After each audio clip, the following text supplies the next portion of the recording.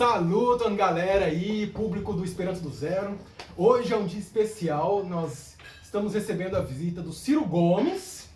Ciro Gomes é atuante no movimento esperantista há muito tempo já, há muitos anos. Desde 70, né? Desde 1970? 1970, nossa, então, o Ciro Gomes, eu não sei de todo o currículo do Ciro, mas eu sei que você já foi presidente da Organização Brasileira de Jovens Esperantistas, então já faz algum tempo, né? Você está com mais de 70 anos, Ciro? Você está com quantos anos? 70, vou fazer 73 agora, em novembro. 73 anos, e acabou de voltar de Torino, na Itália, onde aconteceu o 108º Congresso Universal, que é o Congresso Universal de Esperanto. Né? Como é que foi a viagem? Viagem fantástica, maravilhosa, né? Você sabe que essa é uma oportunidade única, é um presente que a gente se dá, uma viagem internacional. Acho que todo mundo tem que fazer essa ousadia de se dar esse presente. Porque é extraordinário, a experiência que você tem é única, é algo que você só adquire participando dessas atividades. E esse congresso foi extraordinário, foi numa cidade histórica, né, da Itália, que é Turim, que cidade também que é um centro de fábrica de carros e muitos elementos importantes em faculdades, universidades que existem lá. Né? E foi numa universidade que nós fizemos esse congresso, né? Participamos desse congresso. Você já tinha ido em outros congressos universais antes, Ciro? Já, eu fui em 1995 na Finlândia, na cidade de Tampere, que é uma cidade também muito bonita lá da Finlândia, e fui receber um prêmio internacional, que eu ganhei um vídeo, né? Em primeiro lugar um vídeo, produzido todo em Esperanto, e ele se chama Araguaia Ecocrio, Grito Ecológico do Araguaia. Então um vídeo muito interessante que mostra a história do Araguaia, que mostra o processo de ocupação daquela região e também as riquezas ecológicas, belezas ecológicas, e também não poderia deixar de mostrar o impacto da ocupação daquela localidade, com dejetos que caem no rio in natura. Então é um documentário muito interessante, 1 hora de vídeo, né? Bacana. O Ciro é muito conhecido na Esperantolândia por conta desse trabalho dele, né? Ele é jornalista e é produtor audiovisual.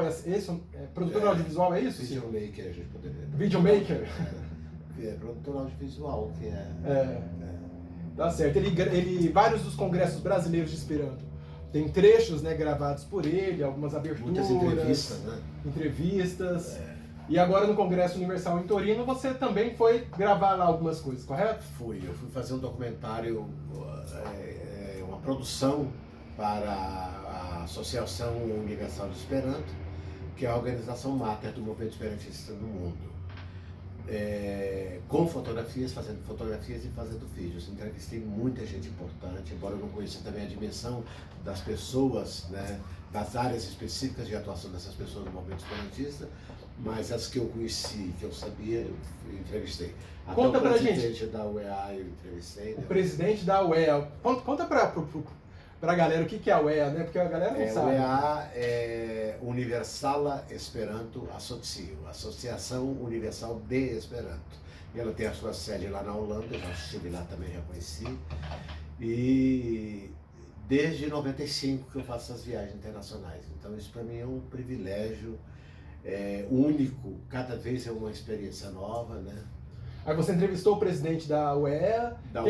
Da UEA. Quem mais você teve a oportunidade de encontrar? Entrevistei Kaito, que é um grupo musical mais importante, um dos mais expressivos do movimento esperantista mundial, que é um grupo assim simpaticíssimo, né? Agora estão em 2, agora é uma dupla, né? Só. Eram 5 membros antigamente que eu os entrevistei.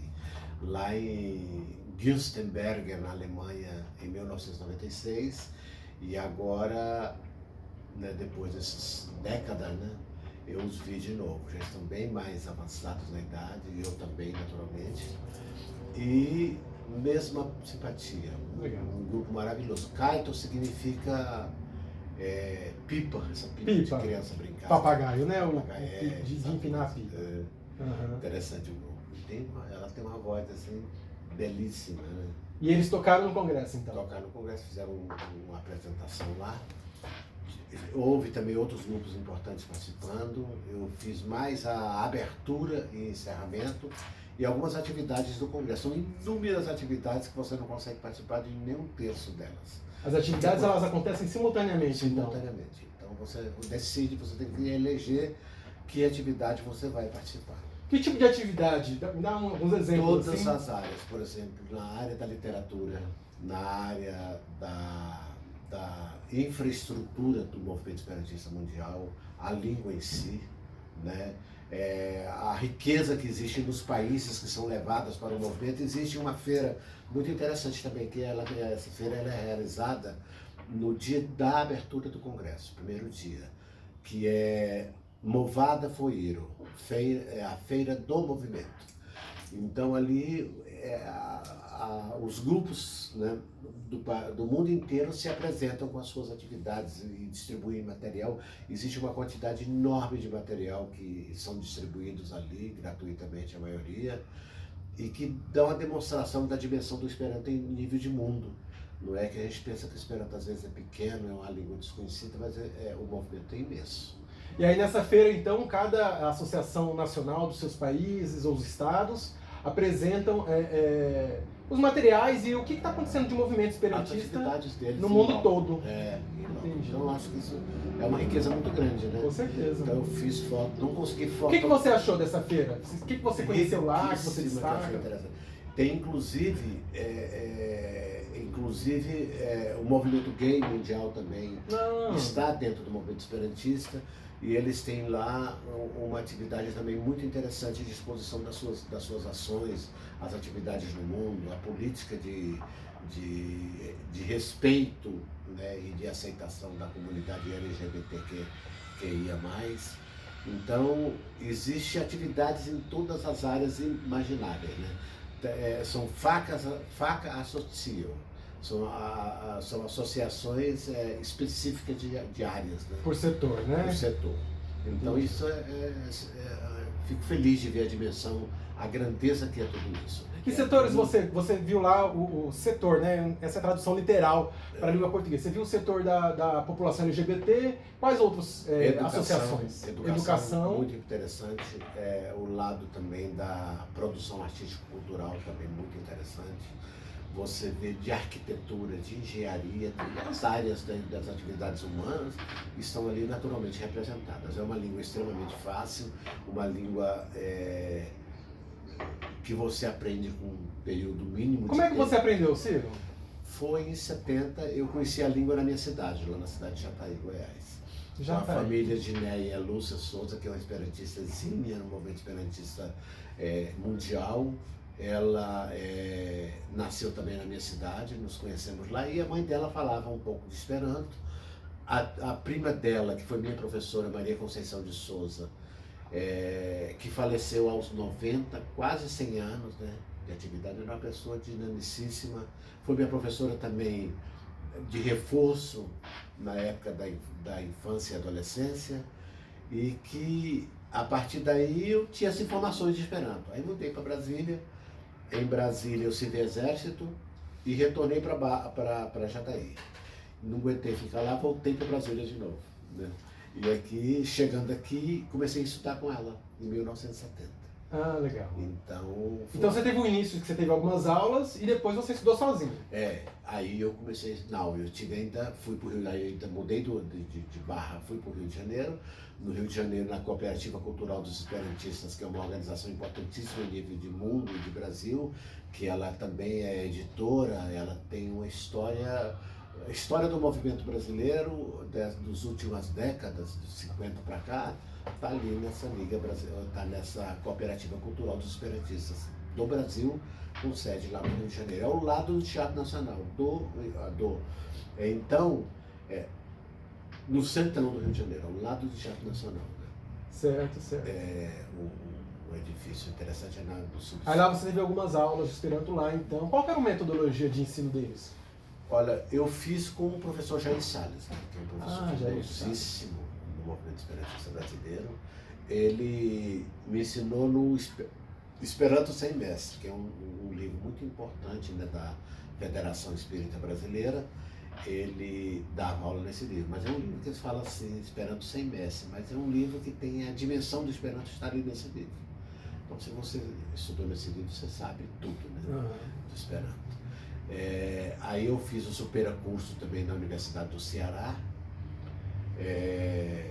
e a partir daí eu me integrei ao movimento completamente. Lá no Rio de Janeiro eu conheci o movimento esperantista da juventude brasileira e que estava inativa em função do que é, daquele período que foi 70, né, 70 até 74, mais ou menos, aqui lá no Rio.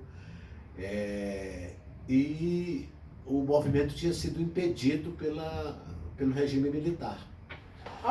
O regime militar interferiu nesse movimento. Impediu o movimento esperantista no Brasil? Essa história eu não sabia. Eu soube que houve perseguição na Alemanha nazista e em outros locais. Mas não sabia que no Brasil isso tinha acontecido também. Aconteceu. Por quê? Porque quem é esperantista é um cidadão do mundo, né? Você tem informações do mundo inteiro, as privilegiadíssimas, né? Por exemplo, informações da China, que era uma cortina vermelha imensa que não podia você ter acesso no período do regime militar, e chegavam, né, El Popolo Chinês, por exemplo, que a China inteira demonstrada nessa revista, uma das revistas mais densas, maiores revistas em nível de estrutura, né, e linguística também do mundo, e essa revista chegava aqui. E as pessoas que recebiam essas revistas ficaram visadas, né, pelo movimento aí da regime militar. E aí eu falei, mas quer saber no detalhe? Eu vou reativar essa instituição. Pensei comigo, né? Eu devia ter uns 20 anos, acredito, mais ou menos nessa época. Eu e Néia Lúcia Souza, que foi essa menina que era lá da minha cidade, Jataí. Eu falei, Néia, vamos mexer com essa instituição, vamos reativar. Aí o povo, não. O pessoal lá da cooperativa não mexe com isso, que isso aí é um problema sério, o regime militar já interditou essa instituição e tal, que ela nasceu, na realidade, ela nasceu lá no Nordeste. Né? Certo. Lá no Nordeste, um movimento esperantista brasileiro nordestino muito forte também. E no Rio de Janeiro também muito forte. E aí eu falei, eu não quero saber. Eu vou comecei a analisar os papéis, eu falei, e tinha o chefe lá da cooperativa, que ele falava, Ciro, não mexe nesse vespeiro, deixa isso quieto. Então era até um quiverelo, aqui em Esperanto dizendo, era uma briga que a gente tinha, juventude e adultos, em função dessa história da BEI. E aí eu futriquei da cooperativa, livro para tudo quanto é lado, estandes, etc. Peguei os pacotes da BEI e comecei a copiar. E tinha um cara da Alemanha, que fugiu para cá na época da Alemanha nazista, né, chamado Lazarus Brigger, que era um esperantista, assim, que de primeira, a casa dele era uma biblioteca. Né? E ele falou, Ciro, você quer reativar essa BEI? Eu falei, não tem outra coisa que eu não quero do que reativar essa BEI. Então vamos fazer, agora vai ter um congresso lá em Valença, que é uma das cidades polos importantes lá do Rio de Janeiro, e eu vou te ajudar. Contra os outros adultos que não queriam saber. Tinha aí o professor Amarílio, que era ainda adulto, mais jovem, né? Que hoje está com 91 anos. Tinha Jair Salles, que era o meu professor, que também resolveu me ajudar. Tinha vários esperantistas também. A galera toda não era assim, resistente a essa questão, mas tinha uma turma muito boa que me ajudou. Que bacana. E aí vocês recriaram, é isso? Aí, a Organização Brasileira de Jovens Esperantistas. A gente recriou esse movimento. E o movimento foi muito ativo, agressivo, porque naquela época era assim, o movimento era um movimento juvenil e um movimento adulto, separados. Por causa dessas quiverelo todo, dessas brigas todas. Né? E aí eu tive a oportunidade de ser o presidente dessa instituição, eleito lá em Valença, Rio de Janeiro. Né?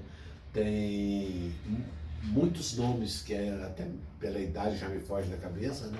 Mas Maria Antônia Ladalardo foi um nome importantíssimo, foi minha secretária lá no Rio de Janeiro, a vice-presidente Néia Lúcia Souza, que depois veio se tornar presidente da Liga Brasileira do Esperanto, que é o movimento adulto.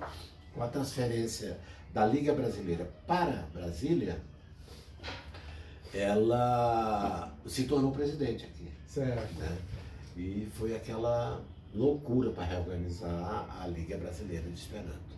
Imagina. Porque instituições nacionais nós tínhamos naquela época a Liga Brasileira, tinha o Consilantaro de Esperanto, que era o Conselho Brasileiro de Esperanto, dirigido por um outro grupo separatista, e tinha a Cooperativa Cultural dos Esperantistas, que era uma organização que não era nacional, mas ela tinha um papel imensamente nacional, que ela agregava gente do país inteiro nessa liga.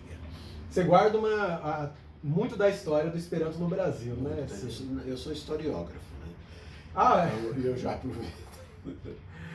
Eu acho assim, Além de produtor audiovisual, é historiógrafo. eu sou. Tá certo. Então eu faço esse registro, que esse registro é muito importante. Então e a NEA agora se tornou a gestora de uma das maiores bibliotecas do mundo.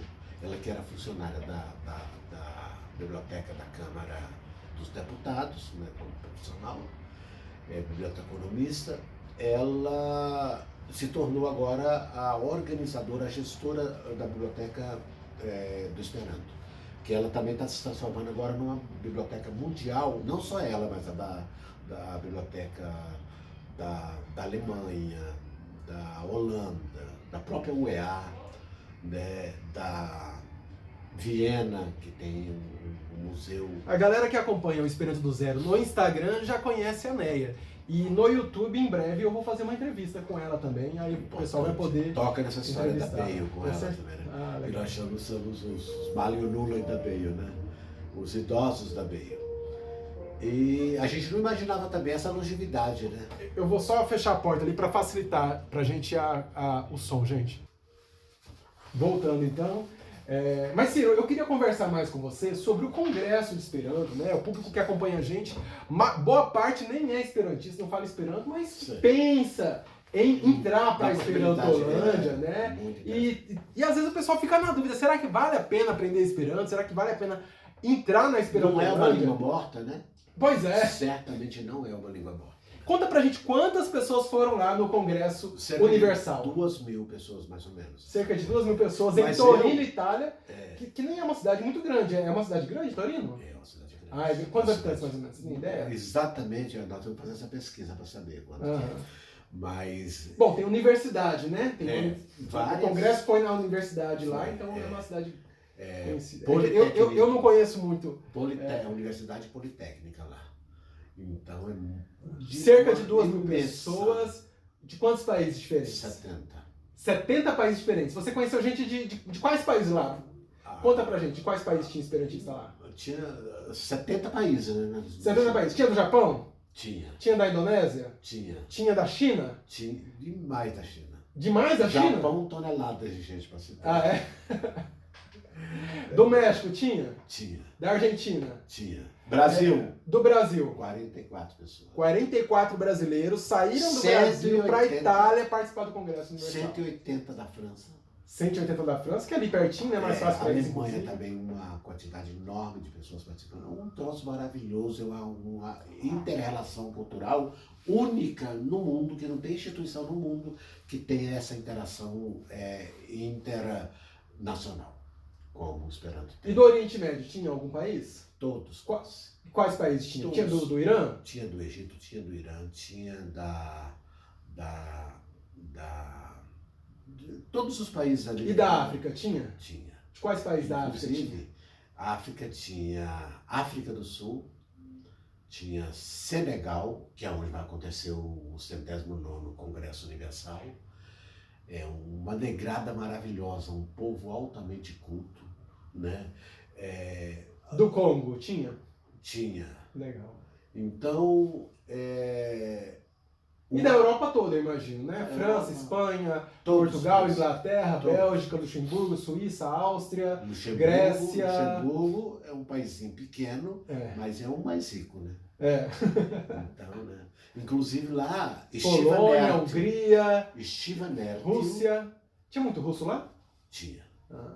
Tinha até da Rússia e... Da Ucrânia? Da Ucrânia tinha. Tinha da Ucrânia também? Tinha. Olha só, o russo e o ucraniano conversando e esperando. Junto. Olha só. Sem querê-lo, sem briga nenhuma entre eles. Sem rixa, é verdade.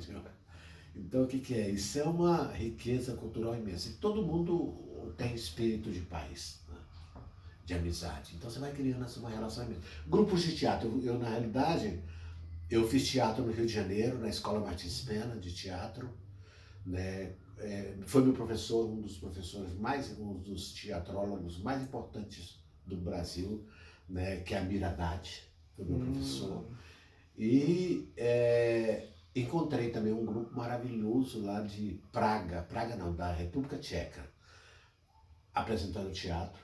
Toda noite tinha teatro, coisa que eu amo estar participando. Gravei 2 só. Toda noite teve teatro lá no Congresso? O Congresso foi quantos dias? Na realidade, 5 dias. 5 dias. 5 dias de loucura, né? Assim, você dia e noite, né? Você só para um período assim da noite para dormir, porque já levanta cedo que as atividades começam. E aí, no meu caso, que sou videomaker, eu tenho uma responsabilidade em estar bem para poder fazer essas entrevistas, né? São muitas entrevistas que agora eu fiz antes eu fazia para o meu canal, que era o Transnacia Esperanto Tovo. Certo. A Esperanto é um canal no YouTube. Transnacional de Esperanto. A gente vai deixar na descrição o link para acessar o teu canal. Isso. Mas esses vídeos... Em Esperanto o canal, né? Esses, tem pouquíssimas matérias lá em português, mas aí o que eu faço? Eu ponho legenda em Esperanto. E aí, inclusive no canal está o tal vídeo do Araguaia com Crio. Está lá. Tem outro vídeo muito importante também nesse canal, que é Esperanto Comunicado com a Cultura, que é um vídeo feito em Praga, na República Tcheca, que de 1 hora de duração, que conta a história do Congresso ali em Esperanto no mundo.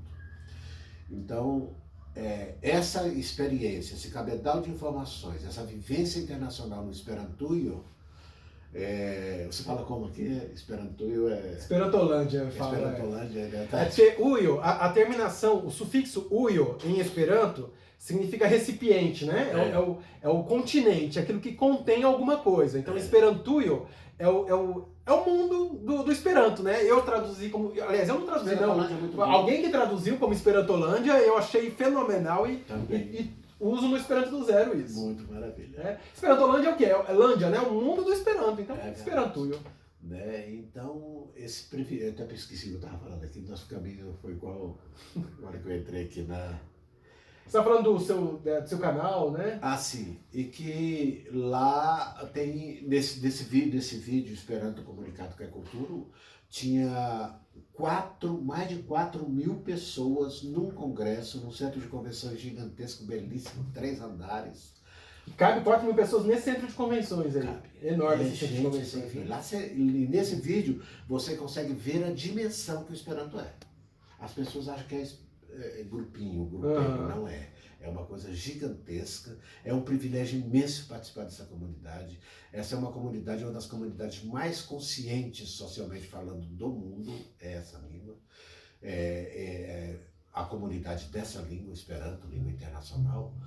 E outra coisa grave que eu gostaria de colocar aqui, é que eu só tive esse privilégio de conhecer mais de 30 países na Europa, só na Europa eu conheço, através do quê? Nossa, 30 países?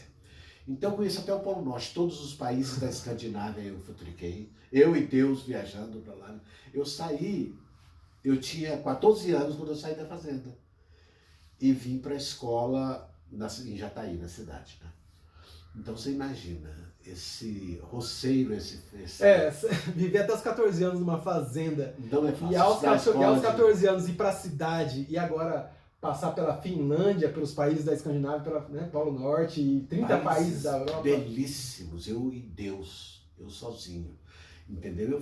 Eu só me perdi uma vez, assim, perdi em tese, na capital da Alemanha, né? Berlim, porque eu sou muito observador, assim, né? Então eu futrico a cidade inteira, andando.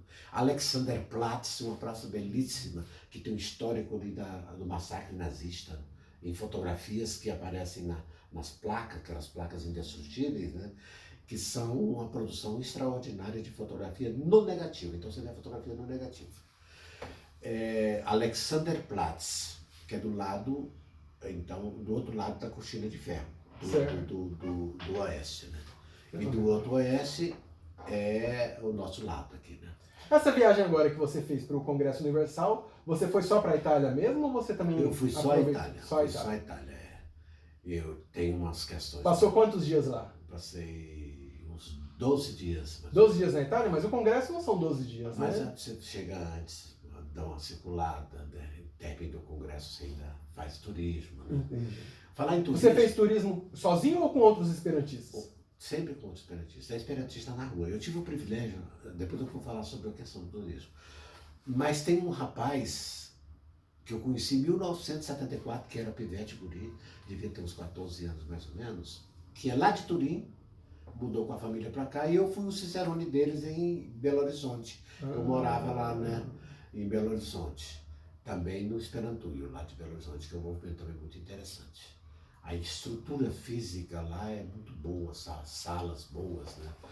E conheci lá Guido Grattapaglia. Não, Guido é aqui tá aqui em Brasília, mora em Brasília. Filho da família Grattapaglia.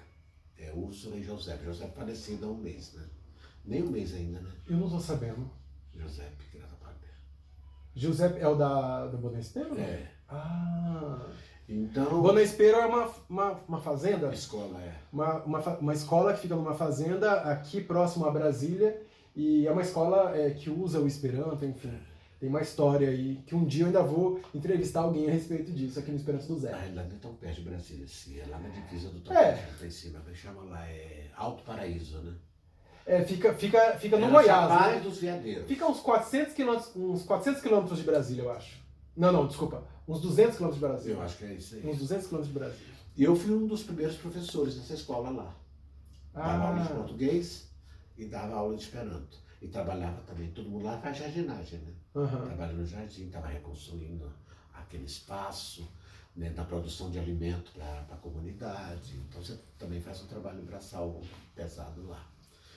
E esse filho desse casal, estou circulando lá em Turim, aí entrei num espaço para comprar um espaço de futebol. Aí eu vi vários jogadores assim, fui lá, fiz umas fotos interessantes, né, vários times internacionais, fui lá e entrei. Aí, conversa vai, aí eu vi o cara que falou em português. Eu conversando com meu amigo, né, o Galindo, aí lá do Rio de Janeiro, aí ele falou em português. Aí passou um pouco, falou em Esperanto. Aí eu falei, você fala português? Aí ele falo, eu sou filho do Giuseppe e da Úrsula Grattapaglia. Então eu te conheço. Mas é outra pessoa, né? O tempo passa, as pessoas mudam. 30, 40 anos depois. Fortega, né? Muito forte ele ficou. E aí conversamos muito e foi aquele abraço, né? Né? E um privilégio também você ver pessoas depois de quanto? De 5, quase 6 décadas, né? Nossa, e eu fiquei espantado de você dizer que tiveram 40 brasileiros lá, né? Porque